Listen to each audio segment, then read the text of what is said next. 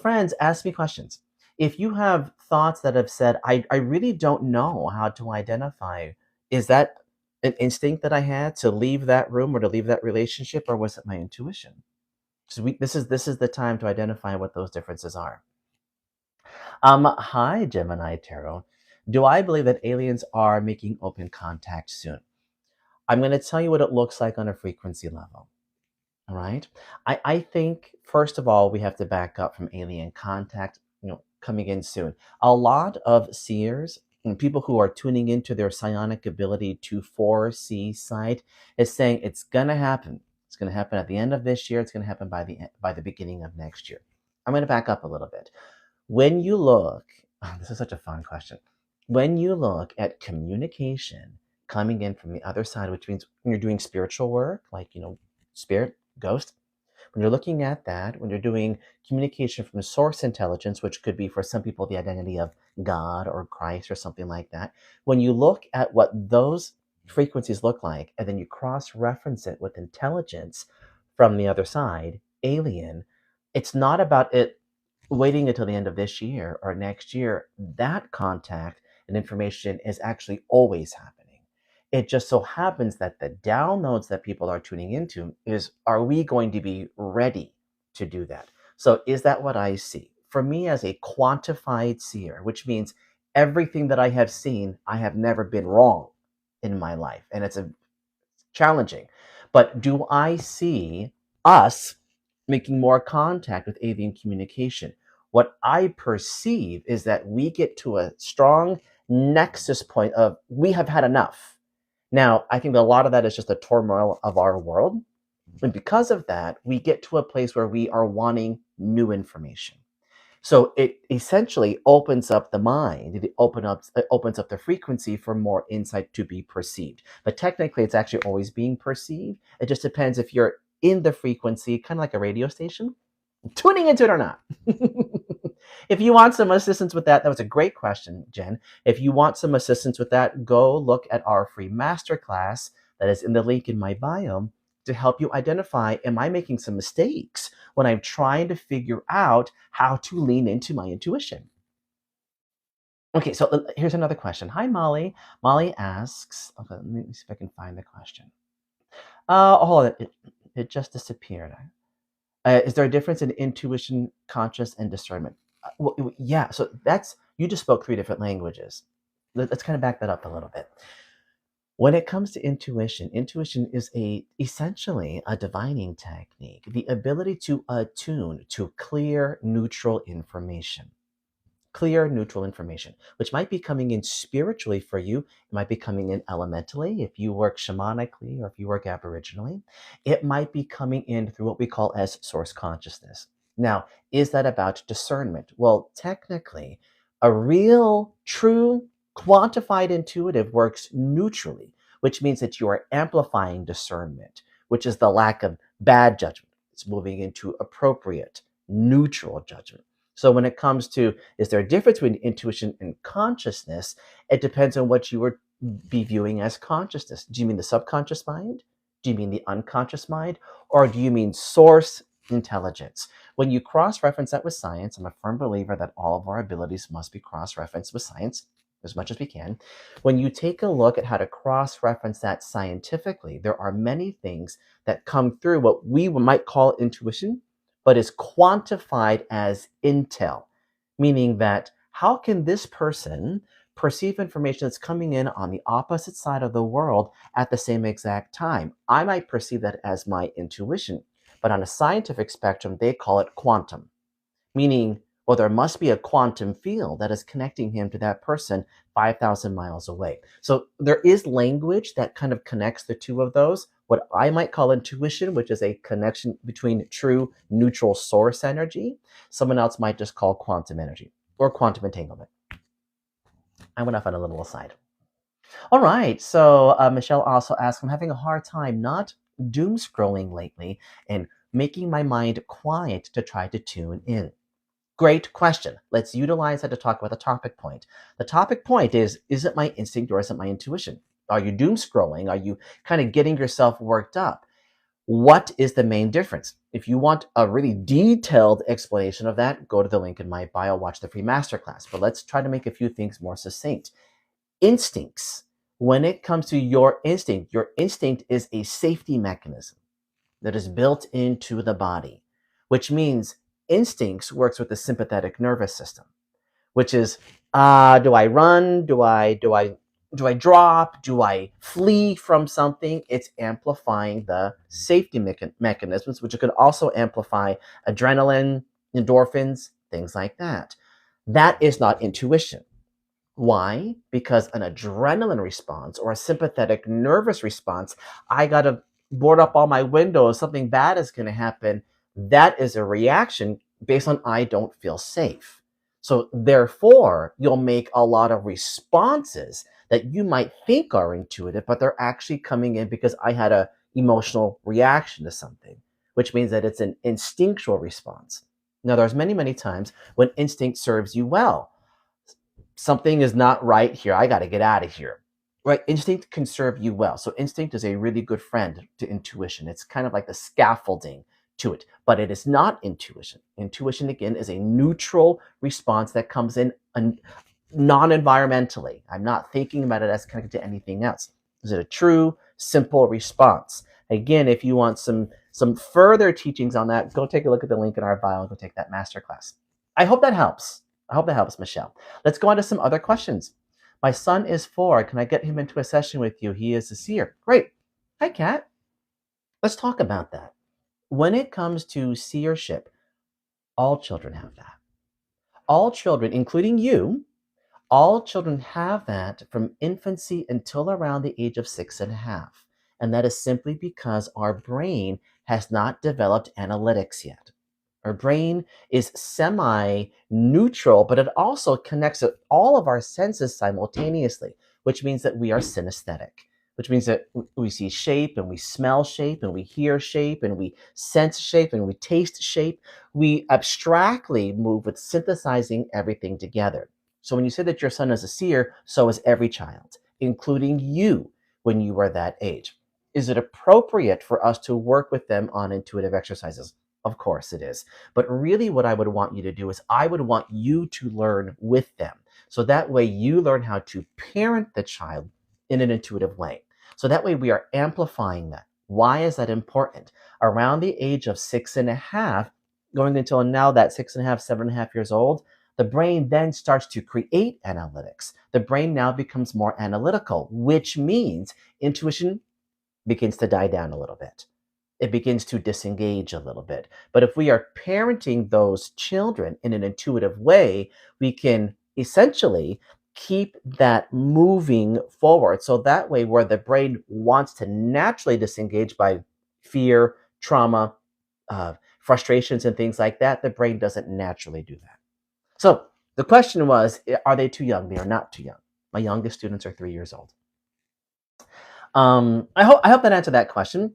And again, if you want more insight, go take a look at our masterclass in our bio, trying to figure out the 3 top mistakes that people make when they're learning about their intuition.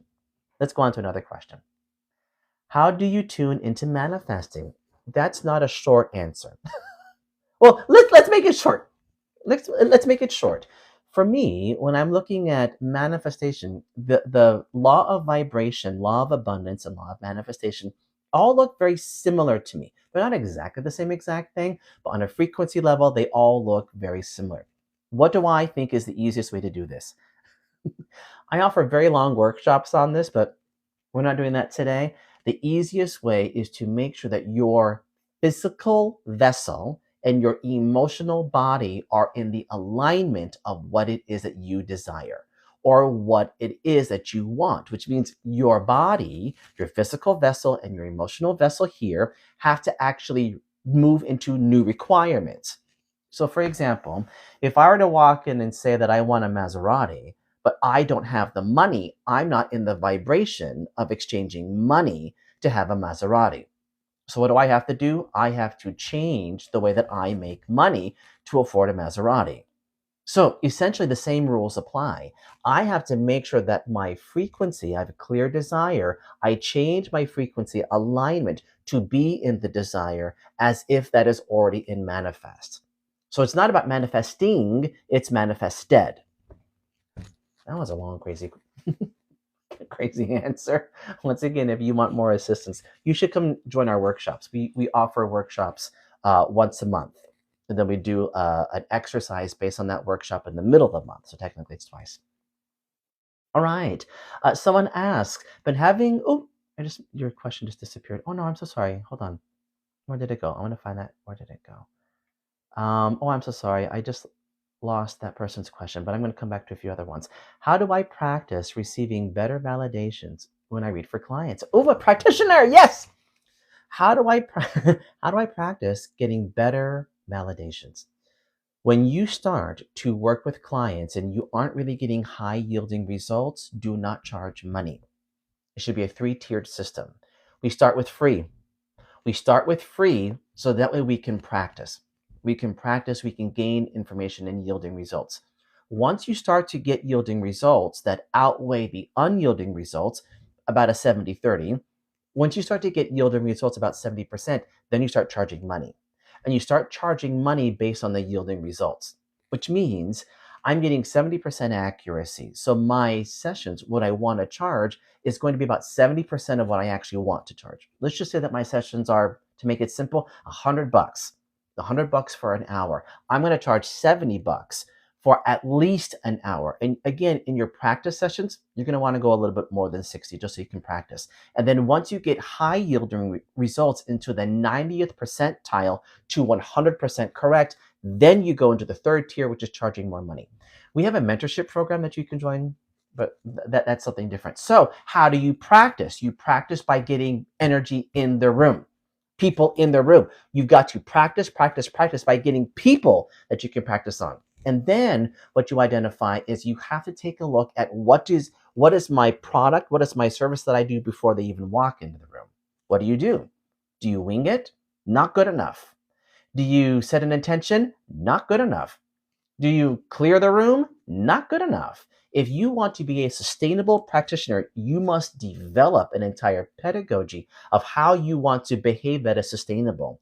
Otherwise, you only have the sustainability to do like 3 a week, 1 a day. And if you really want to be a practitioner, I want you to have as many as you want. But we have to open our practice accordingly and then find the appropriate communications, whether that's spiritual communication, guided communication, learning how to speak to their body to get you into the 90th percentile or 100% correct. That takes practice. So I don't want you to stress out about, I need better validations. You need clear validations. You could give them one validation that is crystal clear, just one. And once you get that, then you get into the energetics of memorizing what that feels like, and then you'll get more. I hope that helps. And if that's getting you curious, go take our masterclass or come join me in session and we can kind of get you set up in a program. All right, I'm going to answer some other questions. How come sometimes my abilities are strong and consistent and they go for weeks and then, they're gone for weeks and they come back? Let me summarize that question again. How come my abilities are strong and consistent, then they'll go away for weeks and then they come back? Why does that happen? Well, that happens because you are reliant on the guessing game. And I do not want you to be reliant on a guessing game. I want your abilities to be trained. Why? I don't want you to all of a sudden tune into 5 different radio frequencies. Then you're going to be listening to 5 different songs at the same time. I want you to make a choice. I want to listen to country. I want to listen to R&B. I want to listen to 90s rock. I want you to make choice with what you are leaning into. Once you make a choice with what you lean into, you've got to find that frequency consistently. So that way, it's not a waiting game. Sometimes people will say, well, I have some really cool intuitive experiences. I'm a really good intuitive, and I get these really weird random experiences, but that's random. That means that your intuition is transient. I don't want it to be transient. I want it to be controlled. So I think that for this person asking, how come they're really, really high and then they kind of disappear? Maybe there's not enough development that is happening. And I say that to you with love. I promise that I do. Find a practitioner, find some kind of pedagogy that can kind of help to get you into alignment. Go watch our course. Go watch that course. I hope that helps. Let's do some more questions. Manifesting before sleep is a very, very good idea. Why? Because it goes into the alpha theta brainwave. Very, very, very good. Someone asks, how can I block people from sending energy to my daughter? Does that make sense? Let me help you out. In the way that I work as an educator, for those of you that are logging on live, you have no idea who I am. I've been teaching for over 30 years. I know that I look young. I am older than I look, I promise you, but I've been teaching this for 30 years. But not only teaching one pedagogy, developing my pedagogy, learning as I go, reinstituting the things that I know. Why am I bringing all that up? There are many, many witches, intuitives, psychics, mediums, seers, healers who say someone is attacking you psychically. Someone's attacking your kid or attacking you. You need better protections. I don't teach it that way. And why don't I teach it that way? Essentially, when someone says there's someone psychically attacking me or something is coming through, what you're learning is that you are submissive, is that you are weaker than that energy. So therefore, you must try to prove yourself as being stronger than that. So what does that mean? That means that you have to gather energy resources in order to be stronger, as opposed to realizing that the simplest tool is to transmute your understanding and your awareness to actually be at a higher level. And it's not love and light and rainbows. I can't stand that terminology. It's actually understanding how to be crystal clear. When you say something is attacking my daughter, something is blocking me, what you're really saying is, I have no responsibility in this. Something is happening to me that I am not creating. I'm blocked. Someone is psychically attacking me. I don't have any responsibility in this. Something's attached to me. I don't have any responsibility in that. There's some kind of astral parasite. I don't have any responsibility in that. That is not a responsible statement. What I want you to do is to learn. In Hawaiian, we call this kuleana. I see there's some locals in the room. What does that translate into? Responsibility. So instead of saying, how do I block people from sending my daughter energy? What you really want to do is to teach your daughter how to be energetic. So that way, there is no need for a desire to block other people out, which means young in my early developmental life, growing up as a young seer in the Hawaiian Islands, it was very easy for me to perceive energy coming towards me. Anytime someone would think about me, I would feel it, even if it was a good thought. I was always dream walking. In fact, to this day, people tell me I dreamt about you. Well, I'm very aware of that. But it could also very much feel like, am I being attacked? Because sometimes I'll say things that people don't like, and then they have a bad thought about it, and I can feel that thought. Essentially, until I learned how to really activate and strengthen my system, it felt like an attack. And that's a response that comes in with no sense of responsibility. So again, to go to the heart of that answer, we teach you, or we teach your kid, because you're afraid that people are sending them bad energy. You teach the child how to be strengthened within their energetic zone. And once you do that, they will never perceive an attack. It'll never happen. If you yourself feel like I'm getting a psychic attack, you will never perceive it once you strengthen the psionic field. It will never happen because there's no way for it to affect the clarity of the system. You won't even notice it. And if you do notice it, it'll feel like a periphery thing that comes in and goes out. I hope that makes sense. I love that you are wanting to look out for your daughter. My suggestion is to teach her energetic strengthening skills, which might be grounding techniques, which might be some kind of crystallography, or trusting intuition. If you want to learn how to trust your intuition, don't make those 3 mistakes. Go watch that. Go check on the link in my bio. Go take a look at that free masterclass. And I hope that that helps. Let's go on. Um, this person says I can. Okay, this person is just having resonance. I could not perceive it. Now I know why. Aloha. I'm glad that you're getting some moments of recognition. Let's go on to another question. What's your best piece of advice for someone stepping into their intuitive gifts? The very first thing that I would encourage you to do is to translate the word gift into the word ability, because we all have abilities. When we think about the word gift, a little bit of our ego comes in, and our ego says, it's mine, it's not yours. It's mine, it's not yours. Even though it may not be like at the forefront of your mind, it's kind of at the back of the mind.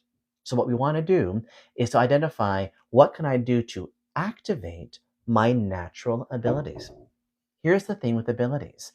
Abilities are like talents, and abilities are like, let's just use the example of sports.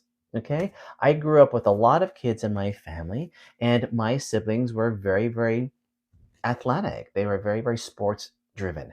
I have a younger brother who was, what is the word? Most valuable MVP. He's an MVP for all these things, and it would blow my mind. How can you do that so well? I can't do those things so well. Well, it was natural to his system. It was natural to his body, but it wasn't natural to mine. It doesn't mean that I can't grow it. It just means that I need to put in more work in order to get to another level. And I may still never be at that level. The reason why I bring that up is that your abilities, your intuitive frequencies are actually the same thing. MVP. So when it comes to that, what you are born with, you are literally born with a specific set of frequencies. Meaning, I can tune into that one easily. That one's a little harder for me. This one is growing. That one is rising. That one feels blocked. Everyone has that system that is unique to them. So that is subjective. But our goal is to help you stimulate and rise all of them. I would love for you to get to the place where they are all rising simultaneously and then get to know them. If you want information on how to do that, again, learning how do I tune into my intuition and what are some of the mistakes that I might make, or what are some of the common mistakes of learning about intuition, go take a look at the link in the bio. And I hope that that helps. Let's go on to some more questions. I have found that grounding would give me and others panic attacks, depending on the trauma. Ideas why? Of course. There's multiple reasons why grounding might induce trauma. Remember that trauma is a hidden chemical response. Our brains bury trauma, and they do that on purpose. Why? Our brains do not want to perceive trauma. Our brain is wired to move away from trauma because the brain doesn't want to experience trauma 24 hours out of the day. It wants to experience joy and clarity. So as soon as the brain perceives something traumatic, the brain says, I don't want to think about that. I don't want to do that right now. That's too hard for me. So what the brain tells the body, bury it. Bury it deep. And the body starts to bury. Now, some of you are very good at excavating. You can excavate it rather easily. But for the most part, the longer you bury it, the further down into the body it goes, the more it gets wired into the viscous material. When that happens, when you start to pull it out by using grounding techniques, it might get you closer and closer to your baseline frequency, and you may not be emotionally ready for that. You may not be emotionally ready. You may not be at the place where you want to do shadow work. So what ends up happening if you're grounding by using, tree energy or something like that, you're grounding and all of a sudden it instills or ignites a panic response. Well, congratulations. Tree energy was trying to get you rooted and you went rooted so quick, but your brain was not ready. So your brain says, hold up. I don't like this. This is too scary. So what does it do? It literally ignites a panic or anxiety or a trauma response. My suggestion is to do shadow work simultaneously with grounding techniques. I don't want you to be afraid of grounding techniques. They're designed to literally get you to drop your EMF, to change the negative balance. It's supposed to do that. But if you're not ready for it emotionally, then I would back up a little bit and try easier grounding techniques. Fingers in the dirt, gardening, getting a grounding pad, getting an earthing sheet, something like that. So that way you could slowly alkalize the body appropriately. But I don't want you to be afraid of it. I don't want you to be afraid of it. Even with a panic attack, even with an anxiety attack, I don't want you to be afraid of that because a panic attack and an anxiety attack is all chemical signs of the body of something not being understood. So utilize it as a lesson of learning. I hope that helps. Let's go on. We're actually at time. I was only going to do this for 30 minutes, but let's go on a little bit longer. Okay? Can someone turn off gifts? I don't want you to ever do that. Ever, ever, ever, ever. I want you to control your abilities. So that way, when you are feeling overwhelmed, you will say, I'm going to turn this one down a little bit, turn the volume down a little bit, so that way I can be okay, but I'm going to turn this one up a little bit because this one is always very, very helpful for me. I want you to know how to be the controller of all of your abilities. Again, think about it like tuning into a radio. Like when you're tuning into the stereo or the radio and it's like a little bit fuzzy, you got to like find the right way to get there, a little bit above, a little bit below.